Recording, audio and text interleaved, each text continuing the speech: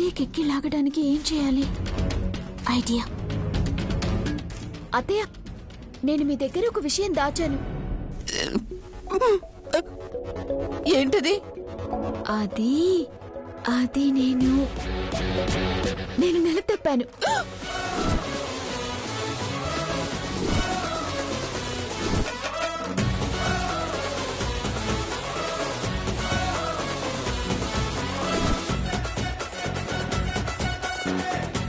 ఏంటి నువ్వనేది? చూసారా చూసారా ఎలా ఎక్కి లాగిపోయాయో? షాకింగ్ న్యూస్ చెప్తే ఎక్కి లాగిపోతాయని అలా చెప్పాను.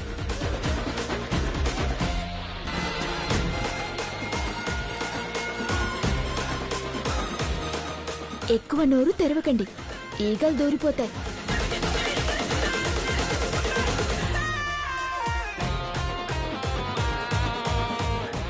మీ అందరి ఆట త్వరలోనే కట్టిస్తాను.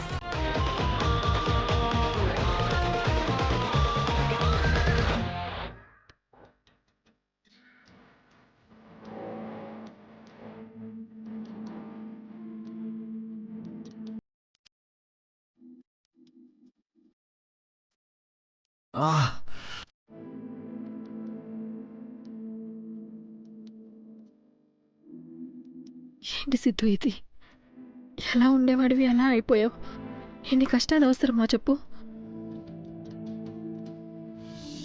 కష్టపడకుండా ఏది రాదు శామ్.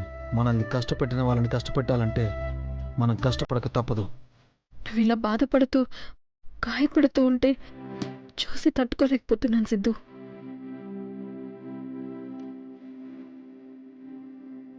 కనీసం చేతికైన గాయానికి మందు కూడా రాయలేని పరిస్థితిలో ఉన్నాం. అవసరమా చెప్పు? వద్దు సిద్ధు, పగలు ప్రతీకారాలు పక్కన పెట్టేసి ఎటన్నా వెళ్ళిపోదాం. ఈ గొడవల్లో మనం సంతోషంగా ఉంది ఎప్పుడు చెప్పు? నువ్వు నేను సంతోషంగా ఉండాలి. మన ఇద్దరం ఏ ఇబ్బందులు లేకుండా ఆనందంగా ఎక్కడన్నా బ్రతకాలి. అంతకు మించి నాకేం వద్దు సిద్ధు. ఆనందంగా ఉండాలంటే మన ఇద్దరమే ఉంటే సరిపోదు శామ్. మనతో పాటు డబ్బులు కూడా ఉండాలి. డబ్బు డబ్బు అంటావు? ఎక్కడి నుంచి వస్తాయి డబ్బులు? విన్నావుగా శౌర్య మాటలు. మనల్ని చంపాలని చూస్తున్నాడు. అతని చేతికి దొరికితే నిజంగా అదే జరుగుతుంది. ఆ శౌర్య చేతిలో చావడం కన్నా మనం ఎటన్నా దూరంగా వెళ్ళి బ్రతుకుతాం సిద్ధు. నా మాట విను సిద్ధు. వెళ్ళడానికి కూడా మన దగ్గర డబ్బులు ఎక్కడున్నాయి శామ్? తిప్పి తిప్పి కొడితే మన చేతిలో 1000 రూపాయలు కూడా లేవు. అవి తీసుకుని ఎక్కడికని వెళ్తాం? ఎలా బ్రతుకుతాం? మరెలా సిద్ధు? మనం బ్రతకడానికి అంత డబ్బు కావాలంటే ఎవరిస్తారు? ఎవ్వరు ఇవ్వరు. మరెలా? ఆలోచిస్తే డబ్బు సంపాదించడం పెద్ద కష్టమేం కాదు శామ్. సంపాదించడం అంత కష్టం కాదు అంటే ఏ లక్ష్మీదేవో ప్రత్యక్షమే నీ ముందు కుప్పలు పోయాలి. కాకపోతే కట్నం కింద కాకుండా సర్ప్రైజ్ గా 2 కోట్లు డబ్బులు ఇద్దామని తెప్పించి ఉంచాను. లక్ష్మీదేవి కాదు, మహాలక్ష్మి ఇస్తుంది.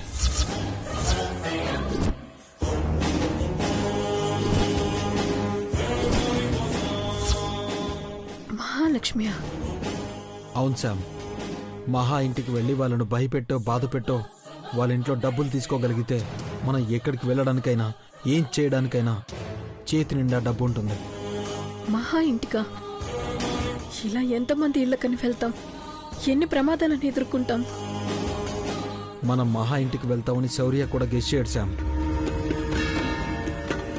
కాబట్టి మనం ఈ టైంలో డబ్బులు సంపాదించగలిగేది మహా ఇంట్లోనే. అందుకే చివరిసారిగా తన ఇంటికి వెళ్దాం.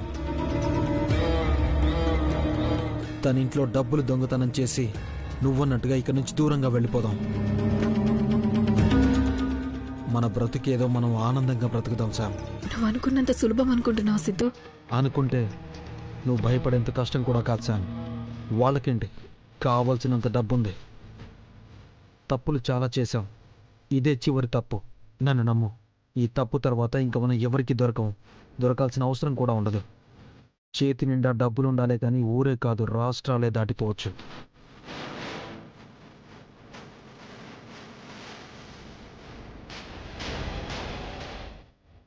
తప్పదంటావా?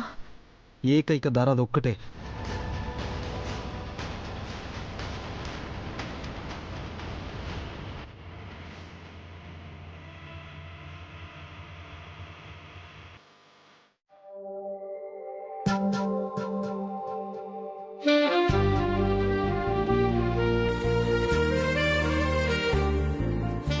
ఆఫీసర్ పాలు.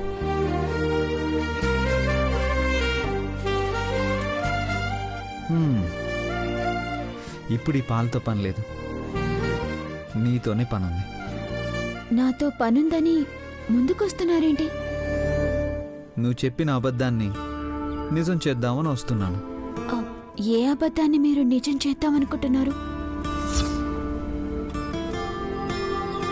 నువ్వు అన్నావు కదా ప్రెగ్నెంట్ అని, అది. అమ్మో, నేనేదో జోక్గా చెప్పాను. నేను సీరియస్గా తీసుకున్నాను. వద్దు ఆఫీసర్.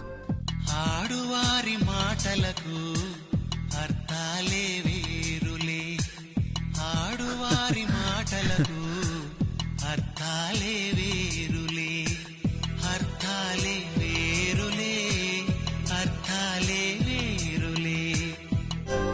విన్నావుగా, ఆనాటి అన్నగారి నుండి ఈనాటి పవన్ కళ్యాణ్ వరకు ఒక్కటే చెప్తున్నారు, ఆడవారి మాటలకు అర్థాలే వేరులే అని. కానీ నేను నిజమే చెప్తున్నాను ఆఫీసర్.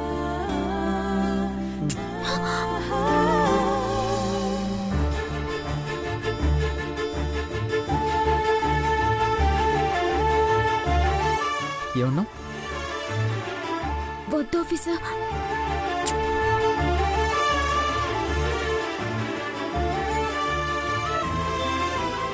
మళ్ళీ చెప్పు.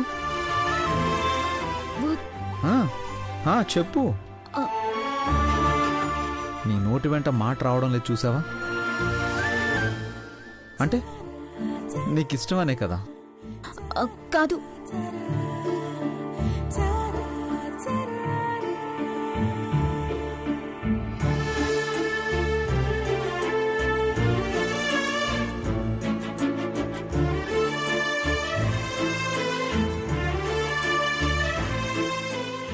అమ్మో, లాభం లేదు, ఆపాలి. శౌర్య, ఏమైందమ్మా? ఒళ్ళంతా మంటగా ఉంది. అదేంటమ్మా, ఎందుకలా? అదే అర్థమై చావడం లేదు నాన్న. మెడికల్ షాప్కి వెళ్ళి ఏదైనా టాబ్లెట్ తీసుకురా. ఒక్క నిమిషం అమ్మా, బాజీకి చెప్తాను. వాడికి ఎందుకు నాన్న? వాడికేవైనా చదువా సంధ్య? మొన్న ఇలాగే తలనొప్పి టాబ్లెట్ తీసుకురారా అంటే డేట్ అయిపోయినవి తెచ్చిచ్చాడు. అందుకే నువ్వే వెళ్ళిరా.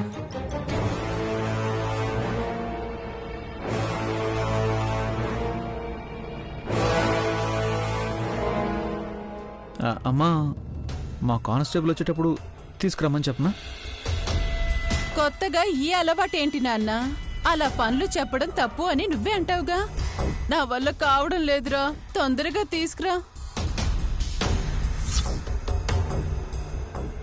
సరే అమ్మా, నేనే వెళ్ళి తీసుకొస్తాను.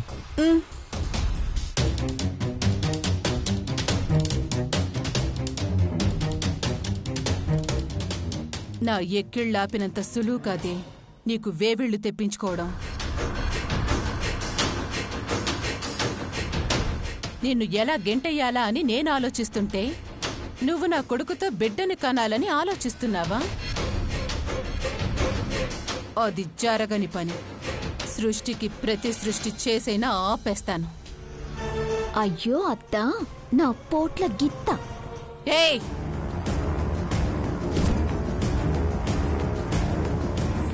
కూల్ అత్తయ్య, జస్ట్ కూల్. నేనేమైనా సంపదని అనుకున్నావా సులువుగా పంపించేయడానికి? అది మునగ చెట్టయితే నేను మర్రి చెట్టుని. నీలాంటి తుఫాన్లు ఎన్నొచ్చినా ఇంచు కూడా కదల్ను. ఇంకా పిల్లల విషయమంటావా? కన్నయ్య నా కడుపున పుట్టకపోయినా వాడే నా ప్రాణం. ముందు వాడికి తల్లిగా నా ప్రేమని పూర్తిగా పంచాక అప్పుడు మళ్ళీ నిన్ను నానమ్మ అని పిలిపించే పనిలో ఉంటానత్తయ్య.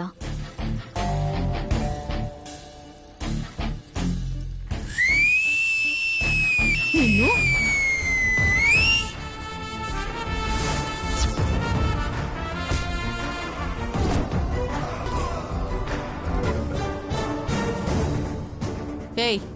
ఎందుకే విజిలేసావు? ఆహా, అంటే అత్తా కోడళ్ల యుద్ధంలా కనిపించింది. మాటకు మాట డైలాగ్స్ పడేసరికి ఆటోమేటిక్ గా విజిల్ వేసేసాను వదినా. సారీ. విజిల్ ఇంకా గట్టిగా వినబడేలా వేయటం బాగా ప్రాక్టీస్ చేయి. నేను దీన్ని మెడ పట్టుకుని బయటికి గెంటేసే రోజు వచ్చినప్పుడు వేద్దు గాని. అలాగే వదినా.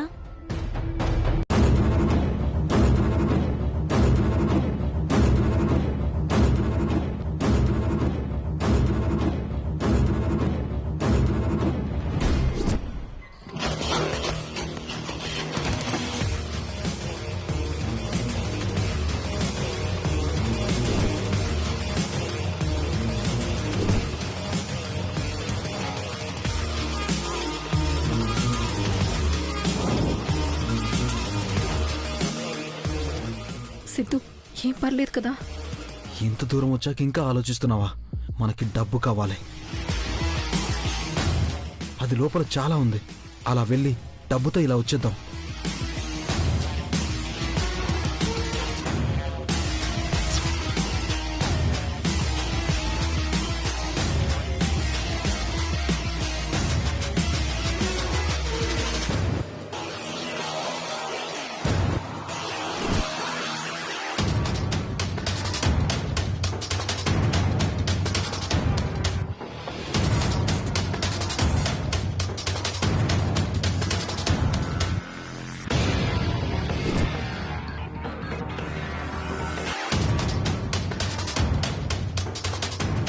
మహా, చూసింది చాలు గాని ముందు పాలు తాగు. నిద్ర రావటం లేదమ్మా. కళ్ళు మూసుకుని పడుకుంటే అదే వస్తుంది. ముందు పాలు తాగు. అమ్మా, నువ్వు ఈరోజు నా గదిలో పడుకోవా? ఎందుకు? నువ్వు ప్రశాంతంగా పడుకోమ్మా. నాన్న ఇలాగూ లేరు కదమ్మా. ఇద్దరం కలిసి కబుర్లు చెప్పుకుంటూ పడుకుందాం. సరే, అలాగే పడుకుందాలే గాని ముందు నువ్వు పాలు తాగు.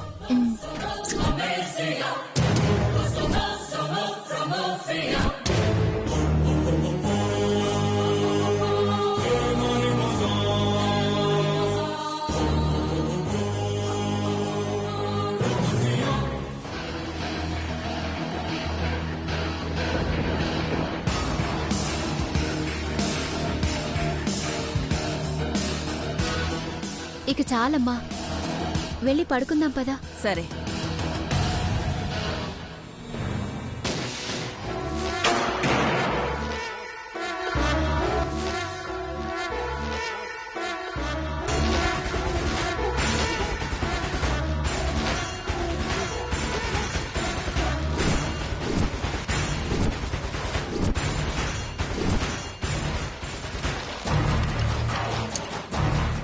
సిద్ధు, వెళ్ళిపోతాం సిద్ధు. వద్దు సిద్ధు. వద్దు, ఖచ్చితంగా మనం బంగారం తీసుకుని వెళ్ళాలి సామ్. అబ్బా, నా మాట విను సిద్ధు. వద్దు సిద్ధు.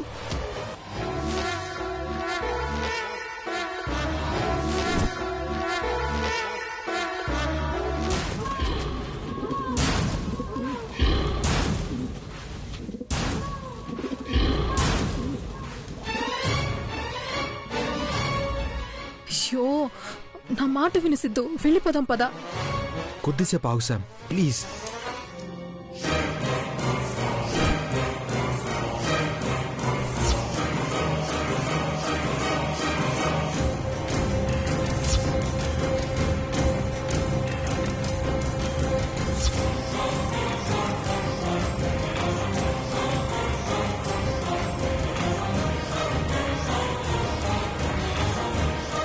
ఎవరో ఇంట్లో దొంగలు దూరారే. అవునమ్మా, ఇప్పుడేం చేద్దాం? సమయానికి నాన్న కూడా ఇంట్లో లేరుగా. మీ నాన్నకు ఫోన్ చేయవే.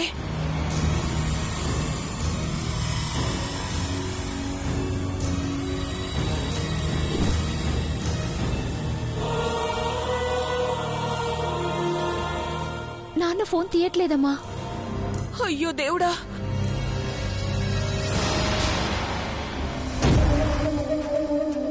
ఓ పంచే, సౌర్య గారికి ఫోన్ చేసి ఇది పరిస్థితి అని చెప్పు. చెయ్యి. అలాగే అమ్మా.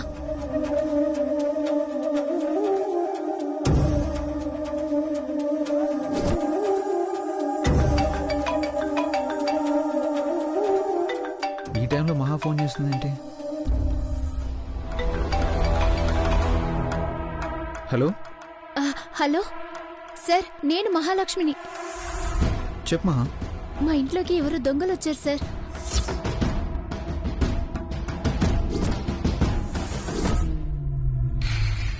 ఇంట్లో నాన్న కూడా లేరు. అమ్మా నేనే ఉన్నాం. మాకు భయంగా ఉంది సార్. ఏంటి, దొంగలు వచ్చారా? అవును సార్, బయటే ఉన్నారు. ఓకే ఓకే, ఇలాంటి టైంలోనే ధైర్యంగా ఉండాలి. అన్ని తలుపులు లాక్ చేయండి. ఎట్టి పరిస్థితుల్లోనూ బయటికి రాకండి. ఈలోపు దగ్గరలోనే ఉన్న మా పాట్రోలింగ్ టీంని అలర్ట్ చేసి పంపిస్తాను. త్వరగా పంపించండి సార్. 10 నిమిషాల్లో మా వాళ్ళు అక్కడ ఉంటారు. అలాగే సార్. 10 నిమిషాల్లో పోలీసుల్ని పంపిస్తారేంటమ్మా?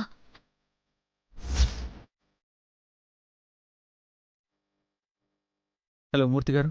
చెప్పండి సార్. ధనంజయ్ గారి ఇంట్లో దొంగలు పడ్డారంట. త్వరగా అక్కడికి వెళ్ళి వాళ్ళ సంగతి చూడండి. Okay sir. వాళ్ళు చాలా భయపడుతున్నారు. ఇమ్మీడియట్గా అక్కడికి వెళ్ళండి. అలాగే సార్. ఉదయం వరకు మీరు అక్కడే ఉండి వాళ్ళకి సెక్యూరిటీగా ఉండండి. Got it? Okay sir. ఏమైంది ఆఫీసర్? మా ఇంట్లో దొంగలు పడ్డారని ఫోన్ చేసింది. ఏంటి, దొంగలా?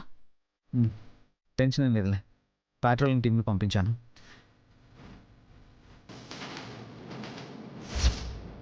ఎప్పుడొస్తారా పోలీసులు?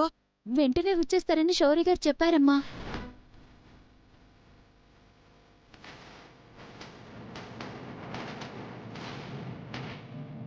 ఒక్క నిమిషం ఉండవే.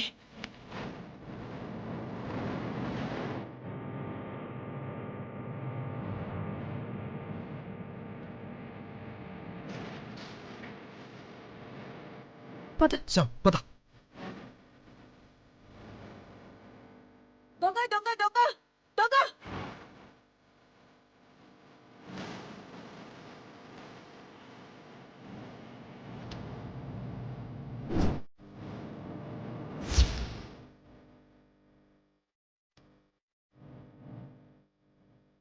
దొంగ వెదోలు పారిపోయారులే.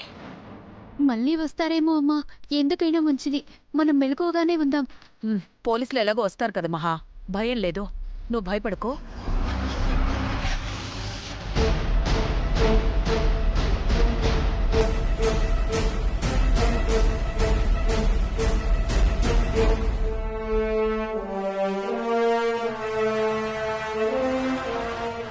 ఏంటి సిద్ధు, ఏమైంది? నా పర్స్ కనిపించట్లేదు శామ్. కనిపించకపోవడం ఏంటి? ఎక్కడ పోయి ఉంటుంది? అదే అర్థం కావట్లేదు. పాకెట్లోనే ఉండాలి.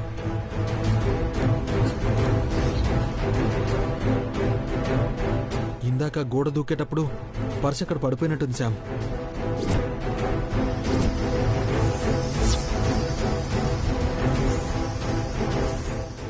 అలా ఎలా పడేసుకున్నావు సిద్ధు? జాగ్రత్తగా ఉండాలి కదా. మరి ఇప్పుడెలా? ఆ పర్స్ అక్కడ ఉండడం మనకు మంచిది కాదు శామ్. పోలీసులు ఎవరన్నా చూశారంటే నా పర్సే మనల్ని పట్టిస్తుంది. మరి త్వరగా వెళ్ళి ఆ పర్స్ తెచ్చుకుందాం పద. పద.